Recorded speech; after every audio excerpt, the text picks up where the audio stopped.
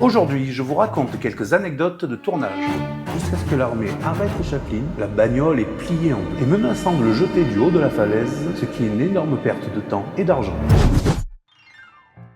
1917. La Première Guerre mondiale fait rage. Dans les tranchées, les soldats ne sont que l'ombre d'eux-mêmes. Pour remonter le moral des troupes, on installe aux abords des zones de combat des cinémas itinérants. Avant le film, on passe les actualités, avec des images bien patriotiques censées rebooster un peu les militaires. Puis vient le film, surtout des comédies. Et plus particulièrement des comédies du Charlot de Charlie Chaplin. Il déclenchait à chaque fois une hilarité générale. Bientôt, l'info tombe. Chaplin vient faire une tournée en France. Durant plus d'un mois, la tournée rencontre un franc succès, jusqu'à ce que l'armée arrête Chaplin et le jette en prison.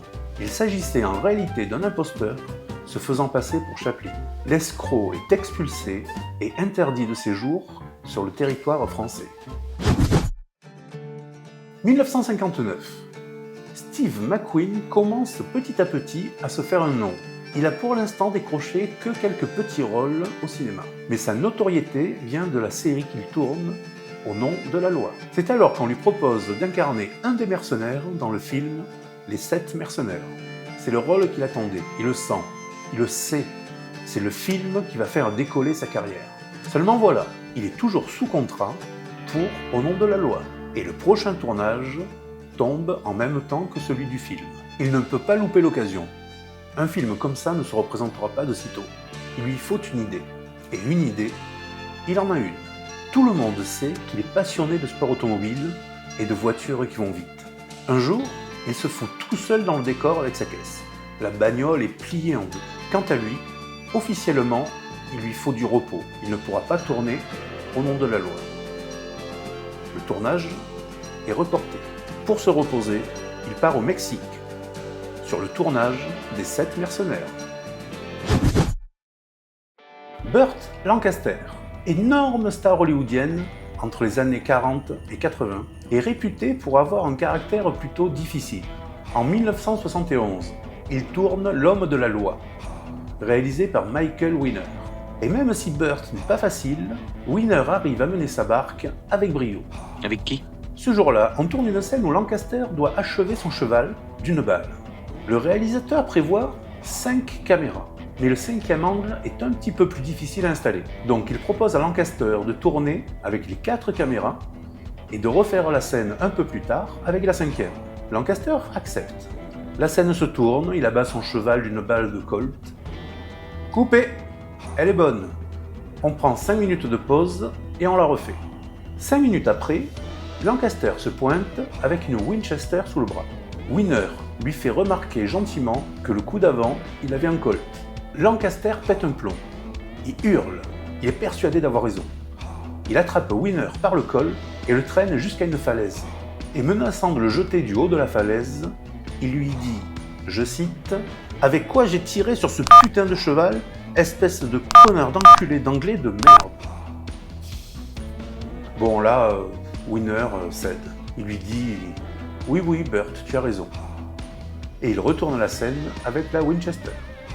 Quelques mois plus tard, l'équipe se retrouve pour de la post-synchro. Burt Lancaster visionne la fameuse scène. Il tique, se retourne et demande à Winner « Dis donc Michael, pourquoi ce faux raccord ?»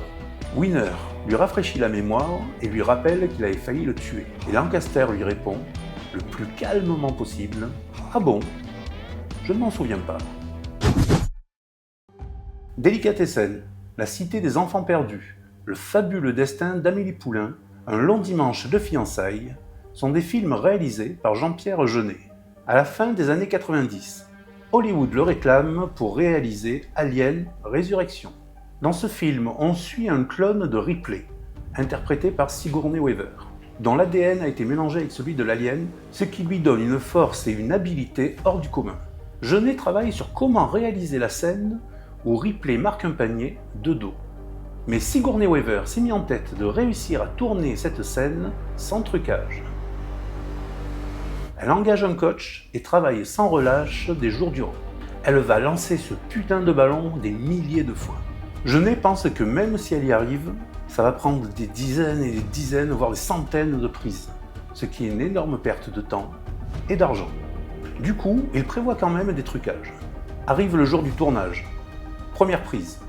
Silence. Moteur. Action. The hell are you?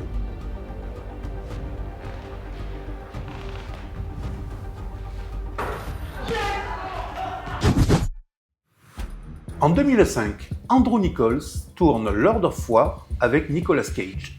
La majeure partie du tournage a lieu aux États-Unis, mais quelques scènes sont tournées en République tchèque. Pour une scène, il avait besoin de tanks.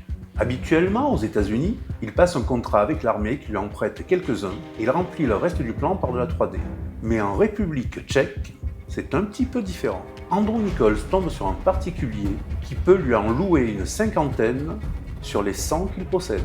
Le jour du tournage, Andrew Nichols a dû tout de même prévenir l'OTAN pour éviter toute confusion.